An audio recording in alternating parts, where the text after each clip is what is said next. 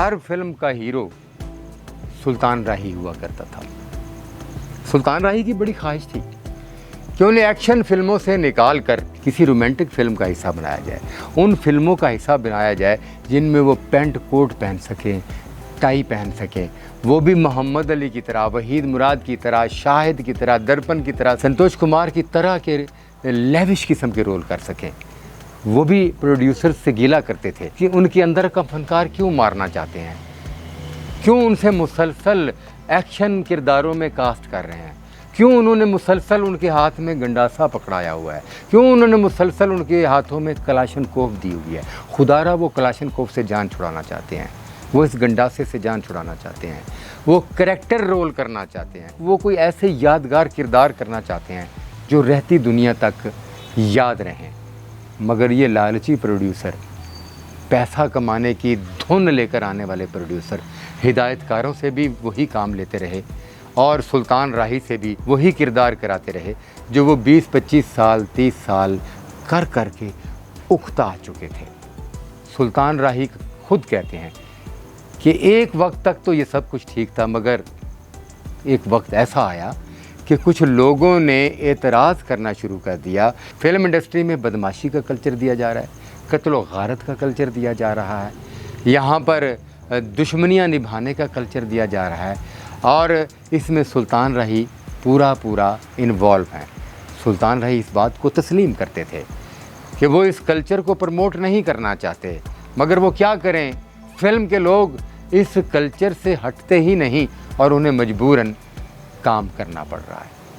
ऐसा वक्त भी आया कि फ़िल्मों की इतनी भरमार थी कि सुल्तान राही साहब ने पहली मर्तबा 2-2 घंटे की शिफ्ट का ऐलान कर दिया और यूं 2 घंटे की शिफ्ट का रिवाज हो गया और रात गए तक सुल्तान राही 8 से 10 फिल्मों की शूटिंग करके घर जाते थे। ये आलम था मसरूफियत का। वायलेंस लोग कहते हैं कि वायलेंस बहुत ज़्यादा प्रमोट हुआ। मैं कहता हूँ वायलेंस प्रमोट नहीं होगा। अगर आप उस फिल्म की एक्चुअल वजह देखें, उसमें जो मैसेज था वो बड़ा पॉजिटिव था कि आपने कभी भी जुल्म के सामने घुटने नहीं टेकने, तो उसके अंदर हमेशा एक पैगाम था, एक मैसेज था। ये घर जो कई कनाल पर वाक़या है, इस घर को उन्होंने एक हवेली और एक महल का मुश्तरका और हसीन इम्तज़ाज दे दिया और उनकी ये ख्वाबों की ताबीर देखने के लिए उस वक्त भी दूर दूर से दुनिया यहाँ आती थी और आज भी दूर दूर से दुनिया इस घर को देखने के लिए आती है।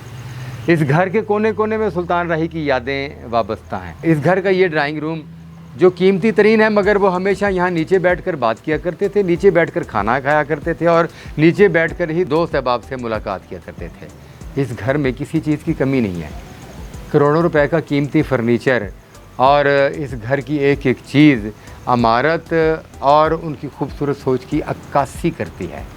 मगर इस घर में एक अदाकार, एक फ़कीर रहता था। बड़े रिकॉर्ड हैं जी सुल्तान राही साहब के। सबसे बड़ा रिकॉर्ड ये है कि उन्होंने तकरीबन 850 से 900 फिल्मों में काम किया और ये दुनिया भर में सबसे बड़ा रिकॉर्ड है।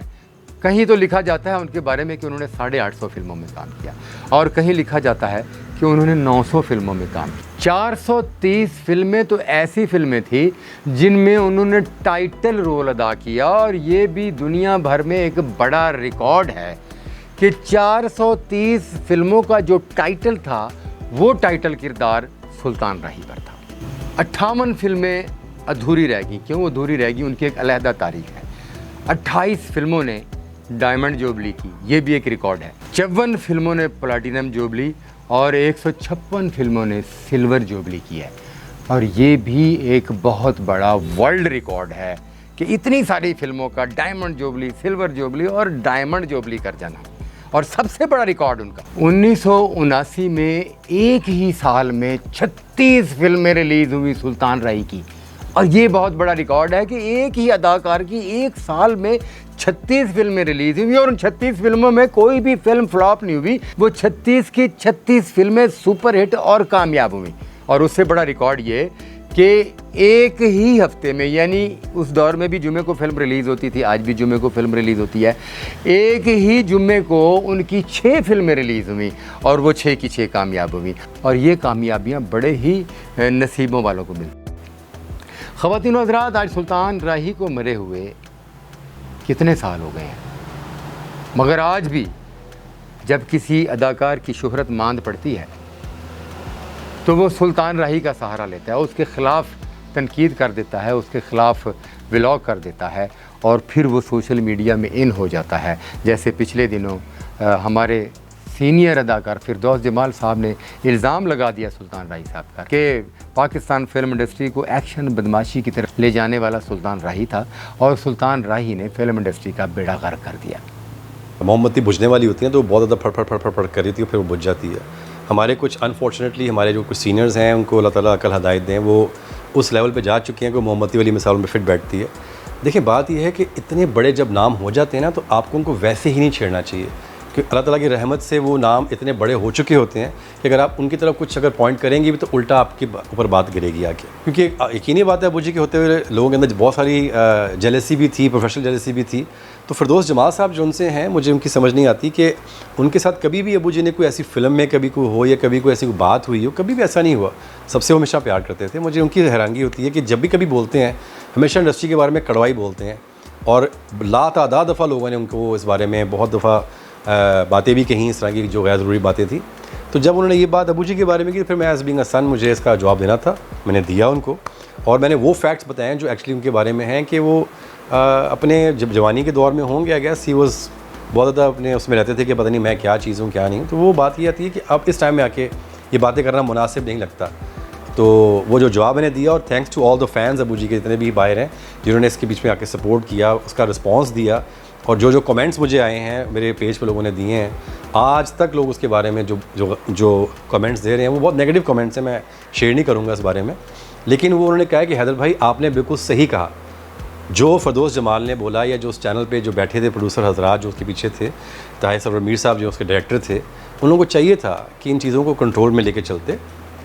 आपको नहीं चाहिए आप सुल्तान राही साहब को छेड़ें, आपको नहीं चाहिए आप नुसरत फ़तेह अली खान साहब को छेड़ें, आपको नहीं चाहिए कि आप मैडम नूरजहां को छेड़ें। ये हमारे बड़े लेजेंड्स हैं। और फिर यूँ हुआ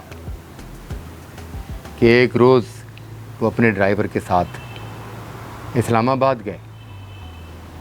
ये फिल्म इंडस्ट्री अपने अरूज पर थी, ज़माना उनसे मोहब्बत करता था। फिल्म इंडस्ट्री के फाइटर, गेट कीपर, टेक्निकार, छोटे बड़े उनके नाम के गुण गाते थे, उनकी ज़िंदगी की दुआएं करते थे। मगर शायद उनकी ज़िंदगी का वक्त ख़त्म हो गया था और वो फ़न का सुल्तान इस्लामाबाद से आते हुए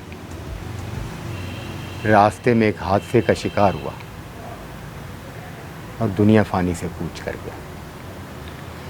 इस फिल्म इंडस्ट्री ने शान, सऊद, बाबर अली, मोहम्मद राना, कई चॉकलेट हीरोज़ को सुल्तान राही बनाने की कोशिश की गई। उन्हें 9-9 गज़ लंबे कुर्ते पहनाए गए, उनके हाथों में कलाशनकोफ दी गई, उनकी गर्दनें टेढ़ी कर दी गई, मगर उनमें से कोई भी सुल्तान राही न बन सका। सुल्तान राही